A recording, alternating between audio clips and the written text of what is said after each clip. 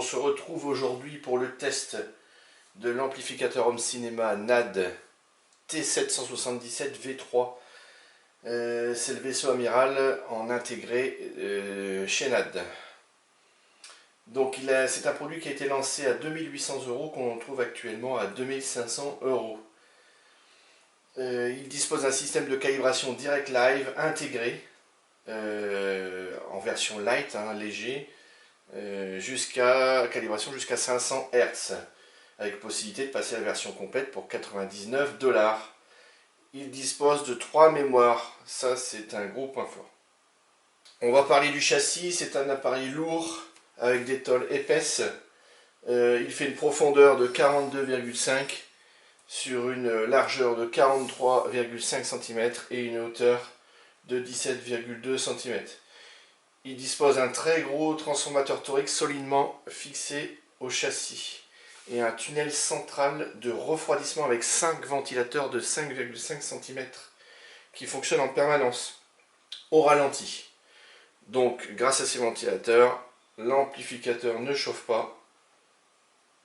Le petit inconvénient, c'est que ces ventilateurs font un peu de bruit. Donc on va basculer l'amplificateur sur le dessous pour voir comment ça se présente. On va approcher. Donc ici, on trouve le point d'arrimage du gros transformateur torique. 4 pieds qui sont en plastique apparemment avec imitation métal. Les 5 ventilateurs qui aspirent l'air par le bas, l'air est repoussé vers le haut.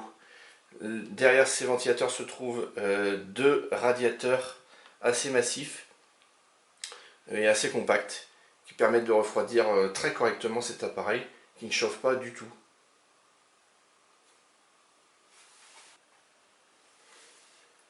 La face avant de l'appareil est sobre, classique, épurée. On dispose d'un bouton de volume assez qualitatif. On n'a pas de trappe qui dissimule des fonctions. Les fonctions sont réduites au minimum. On a donc un grand afficheur 3 lignes avec capteur infrarouge. Une touche speaker A et B pour alimenter les enceintes principales et speaker B, c'est la zone 2. Une prise jack 6,3 mm pour casque, évidemment. Différentes touches, le menu, le listening mode, display pour gérer les informations de manière, pour afficher les informations de manière différente. La tonalité grave aiguë de plus 6 dB à moins 6 dB. Le tone deafit, c'est pour annuler cette correction de tonalité. Le dimmer, c'est pour jouer sur la luminosité de l'écran. La touche Direct Blue OS pour les contenus dématérialisés ou en réseau. Et la touche pour basculer entre l'entrée et le multiplayer. Puisque cet appareil dispose d'un multiplayer. Et les 2 touches classiques pour les différentes sources. Ici, un pavé avec 4 flèches directionnelles.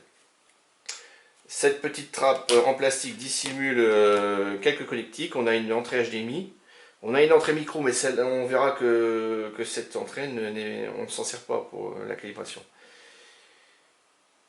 Et une entrée analogique RCA. On va parler de la face arrière, qui est assez chargée. Donc on constate la présence de 9 borniers. L'appareil doté de 7 canaux d'amplification. La puissance réelle sous 8 ohms, tout canot en fonctionnement est de 80 watts, réel. Ces borniers acceptent des câbles dénudés, classiques, ou des fiches bananes, en enlevant les petits tétons. Ce qui est le cas présent. Le processeur peut gérer 13 canaux. On peut aller jusqu'à une configuration 7.2.4 avec l'amplification intégrée 7.2 au maximum ou 5.2.2 en sachant que les 2 caissons sont gérés en commun. Ils ne sont vus que comme un seul caisson. En stéréo, on a une puissance de 220 watts, une puissance appréciable. Hein. C'est un appareil qui accepte les enceintes de 4 à 8 ohms de manière automatique. Il n'y a pas de réglage. Il se débrouille tout seul. L'architecture est modulaire. C'est-à-dire qu'on a des cartes d'extension. Ici, on a 5 slots. Sur les 5 slots, un est libre. Donc ça permet de mettre à jour cet appareil. Vous pourrez mettre à jour quand il y aura l'HDMI 2.1. Certainement, NAD va certainement sortir une carte mise à jour avec l'HDMI, la norme HDMI 2.1. Donc on va parler justement de cette carte. Elle dispose de 5 entrées et 2 sorties. Alors il y a une autre entrée en face avant, on le verra dans une autre vidéo. Les 2 sorties, la première est compatible 4K, 444, 60 Hz, HDCP 2.2, full, plein pot quoi. Elle comporte donc ces entrées et ces sorties HDMI, une entrée RJ45 réseau et un port USB qui va accepter le hub USB supplémentaire qui est doté d'un dongle Wi-Fi et d'un dongle Bluetooth. On a une autre carte.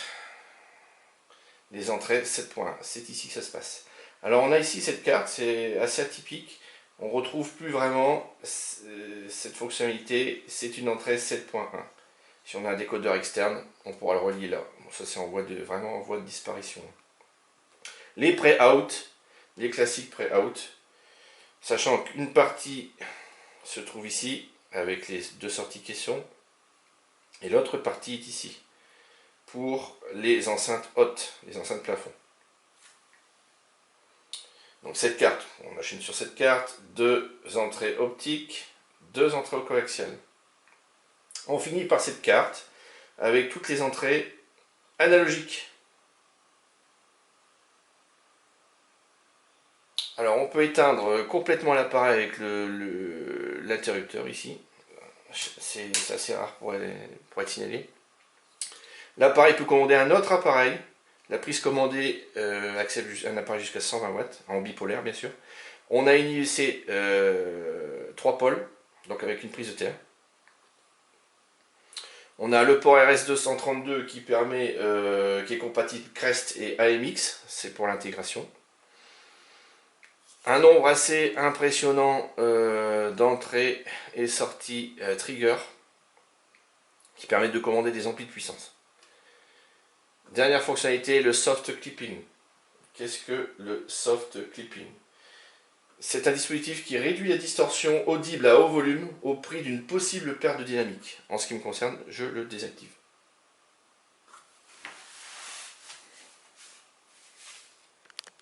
Présentation des accessoires fournis avec l'amplificateur home cinéma. Un module qui permet de brancher le micro de calibration. Dans un premier temps, branché sur le port USB, sur la carte au dos de l'appareil et connectique jack mono pour le microphone. Le microphone que voici. Donc c'est un microphone classique avec un filetage qui permet de l'installer sur un trépied si on en dispose. Sachant que en termes de microphone, celui-là je ne m'en suis pas servi, je me suis servi d'un microphone UMIC 1 plus précis que celui d'origine. Une rallonge USB mâle-femelle pour y brancher le hub USB. C'est un hub USB 4 ports avec un voyant de fonctionnement. Il dispose d'une clé Wi-Fi et d'un dongle Bluetooth pour la communication sans fil de l'appareil. Module qui va s'avérer indispensable pour l'utilisation du BlueOS, notamment avec une tablette ou un téléphone portable.